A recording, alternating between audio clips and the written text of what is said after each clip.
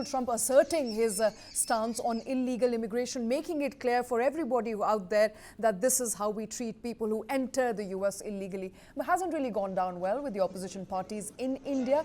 Let's listen in to some of the voices that have come in from the Congress party this morning. देखिए, मैं तो America सरकार की इस रवैये से बहुत ही दुखी हूं। अमेरिका और भारत के बीच में संबंध अच्छे हैं, लेकिन जिस प्रकार से उन्होंने 100 से ज्यादा भारतीय नागरिकों को एक मिलिट्री प्लेन पर उन पे पैरों और हाथों पर हैंडकफ चेन लगाकर जिस तरीके से भेजा है, पूरी तरीके से अमानवीय है। और मैं तो आश्चर्यचकित हूं कि आज हमारे देश के प्रधानमंत्री भारतीय नागरिकों के साथ इतना अपमानजनक व्यवहार हुआ है, वो चुप क्यों है? एमईए क्यों चुप है? जहां तक हमने देखा है कि कोलंबिया जैसा एक छोटा सा देश, उन्होंने पूरा जोर लगाया अमेरिका की सरकार पर जब उनके नागरिकों को वापस भेजा गया, लेकिन हमारी सरकार चुप। तो मुझे बहुत ये आश्चर्यचकित है। मुझे लगता है कि एमईए प्रधानमंत्री को इस पर अपनी बात रखनी चाहिए। हमें याद है कि जब भी अमेरिका की सरकार इतिहास में एक भारतीय डिप्लोमेट के साथ, जब डॉक्टर मनमोहन सिंह जी की सरकार थी, तो एक भारतीय डिप्लोमेट के साथ जब अमेरिका में खराब व्यवहार किया तो उसका हमने बहुत ही सख्त जवाब दिया। लेकिन आज 100 से ज्यादा भारतीय नागरिकों को, जहां पे लगभग महिलाओं भी हैं, बच्चों भी हैं, उनके साथ ऐसा व्यवहार हुआ है और प्रधानमंत्री चुप्पी साधे हुए हैं। इसीलिए मैं चाहूंगा कि वो स्पष्टता से अपनी बात रखें। What is extremely unfortunate is when they were being deported, they were handcuffed and they were made to look like criminals. What was their criminality? And it's a failure of our, I would say, our Prime Minister, our foreign relations with US, for them to be sent out like this. What does it show? In a sense that these people have not done any crime in the US, but being handcuffed and sent back is extremely unfortunate. I hope they will take it up strongly with America, that this is not how you treat our Indian citizens. All they went to America was for a better life, better job opportunities, and better outcomes. For them to be treated like this was, I think, in bad taste, and I hope that the Prime Minister, the Home Minister, as well as the External Affairs Minister takes it up strongly with America. I am absolutely anguished at the inhuman treatment which has been meted out to the Indians who've been deported from the United States of America and brought to Amritsar. They are not criminals.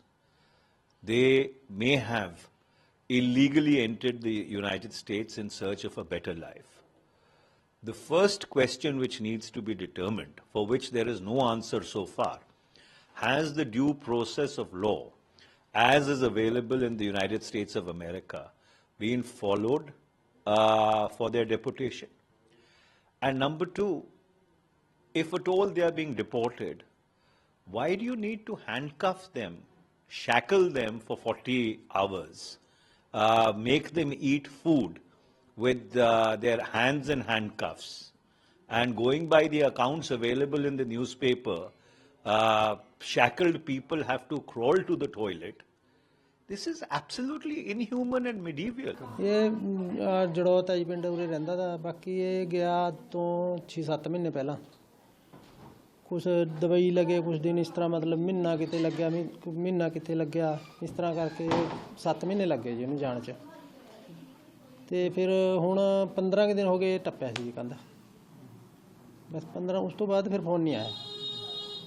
उस तो बाद तो फिर अज पता लग गया जी आ गए।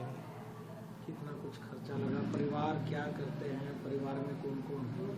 परिवार च तां जी दा डैडी है, मम्मी है, दी बीबी है, दादी। बाकी जमीन जमून बेच के ही गया था जी। खर्चा आ गया 41 लाख रुपया जी। परिवार की स्थिति पहले ही नाजुक है जी, वो तो थानू दिख ही रही है जी। हाँ, बाकी जमीन होंदी है बंदे कोल, वो भी बेचती इन्होंने, पैसे इधर लग गए। बाकी कर्जा कुर्जा भी हैगा ही है, हुण देखते हैं की बनता जी। सरकार तो असीं करदे आ जी भी मुंडे नौकरी नौकरी मिल जाएगी, कोई कितने लग जाए सरकारी, अपना रोजगार बन जाएगा वह जी, नहीं तो फिर औखा ही है। बस जी हम तो नहीं कहाँ जी, भी जितना कर्जा लेकर जी मैंने मुंडा भेजा जी हमारी बस बेनती सुनो जी बस जी हमारे कर्जे कुर्जे माफ़ हो बच्चे ने सरकारी नौकरी मिला जी उन्हें ਵੀ ਪ੍ਰਦੀਪ ਦੀ ਉਮਰ ਕਿੰਨੀ ਕੁ ਸੀ ਜੀ 21 साल है जी ਤੇ ਪੜ੍ਹਿਆ ਲਿਖਿਆ ਕਿੰਨਾ ਜੀ +2 है जी ਤੇ ਕਿੰਨੀ ਦੇਰ ਪਹਿਲਾਂ ਇੱਥੇ ਤੋਂ ਗਿਆ ਹੈ ਜੀ 6 महीने पहले गए ਤੇ ਹੁਣ ਕਿੰਨੀ ਦੇਰ ਹੋ ਗਈ ਸੀ ਤੁਹਾਨੂੰ ਉੱਥੇ ਗਏ ਨੂੰ 6 महीने हुए जी गए ਨੂੰ अज तो पहुंचा ही नहीं जी ਅਮਰੀਕਾ ਪਹੁੰਚਿਆ ਹੀ ਨਹੀਂ। हाँ जी ਠੀਕ ਹੈ ਤੇ ਇੱਥੇ ये ਕਿਸੇ भी पहुंचा 15 दिन हुए जी बस ਕਿਸੇ ਏਜੰਟ ਦੇ ਥਰੂ ਗਏ ਸੀ ਕਿਵੇਂ ਗਏ ਸੀ बस एजेंटों के थ्रू हो गया जी ਏਜੰਟ ਨੇ ਇੱਥੋਂ ਭੇਜਿਆ ਤੇ ਹਾਂਜੀ। ਉਹ ਸਿੱਧੀ ਫਲਾਈਟ ਅਮਰੀਕਾ ਦੀ ਸੀ ਜਾਂ ना ਡੌਂਕੀ जी ਵਗੈਰਾ ਲੈ ਕੇ ਗਏ बस जी क्या पता एजेंट ने किस तरह भेजा जी मन तो पता नहीं जी इस बात का जी ਕਿੰਨਾ ਕੁ ਖਰਚਾ ਹੋ ਗਿਆ ਸੀ ਜੀ ਤੁਹਾਡਾ ਇਸ ਚੀਜ਼ ਤੇ बस जी 41-42 लाख रुपये लगे जी ਤੇ ਕਿਵੇਂ ਅਰੇਂਜ ਕੀਤਾ ਉਹ ਖਰਚਾ ਵਗੈਰਾ ਜੀ ਤੁਸੀਂ बस जी जमीन जमून बेची जी कुछ ब्याज ब्यूज पर पैसे उठाए थे जी ਤੇ ਪਰਿਵਾਰਕ ਮੈਂਬਰ ਕਿੰਨੇ ਕੋ ਤੁਸੀਂ ਪਰਿਵਾਰ ਚ ਕੌਣ ਕੌਣ ਹੈ ਜੀ बस जी मैं ही जी एक मेरी सस ਤੁਸੀਂ ਹੋ हाँ जी मेरा हस्बैंड है जी ਹਸਬੰਡ ਹੈ ਤੇ ਹੋਰ ਕੋਈ ਬੱਚਾ दादी है जी बस बच्चा ਤੇ ਸਰਕਾਰ ਤੋਂ ਕੀ ਮੰਗ ਕਰਦੇ ਹੋ ਜੀ बस जी हम तो यही बेनती करा जी भगवंत मानते जी भी जी हमारे कर्जे माफ़ हों जी और हमारे मुंडे नौकरी मिला जी सरकारी